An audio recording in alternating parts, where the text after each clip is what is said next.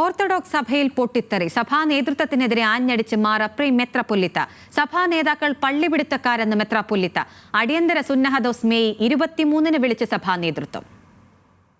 കേരളത്തിലെ എല്ലാ ഭദ്രാസനങ്ങളിലും പള്ളികളിൽ വിധികൾ എക്സിക്യൂട്ട് ചെയ്യാനായിട്ട് ചില നിർദ്ദേശങ്ങളൊക്കെ ഉണ്ടായി. എൻ്റെ അടുത്ത് വന്നവിടെ ഞാൻ പറഞ്ഞു, 6 ദേവാലയങ്ങൾ ടൗണിലുണ്ട്. ഈ 6 ദേവാലയങ്ങളിലും വിശ്വാസികൾ നിറഞ്ഞു നിന്ന് കഴിഞ്ഞിട്ട് നിൽക്കാൻ സ്ഥലമില്ലെങ്കിൽ പള്ളി ഞാൻ പിടിച്ചു തരാം. പുണ്യവാനാകാനായിട്ടല്ല, ഇതുവരെ മിണ്ടാതെ എന്ന കുറെ രഹസ്യങ്ങളാണ്. ഇനി എന്തു സംഭവിച്ചാലും തുറന്നു പറഞ്ഞില്ലെങ്കിൽ എന്റെ മനസാക്ഷി എന്നെ കുത്തും.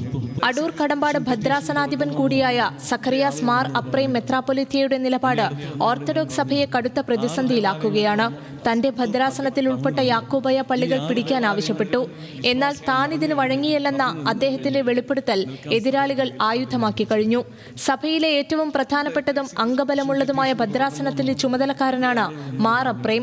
സഭയുടെ ഉന്നത വിദ്യാഭ്യാസ സ്ഥാപനങ്ങളുടെ സ്വതന്ത്ര ചുമതല കൂടി വഹിക്കുന്ന മെത്രാപ്പൊലീത്ത തന്നെ സഭാ നേതൃത്വത്തിനെതിരെ തിരിഞ്ഞത് കടുത്ത തിരിച്ചടിയാണ്. മുൻ കാത്തോലിക്കയുടെ അസിസ്റ്റന്റ് കൂടിയാണ് മാർ അപ്രീം.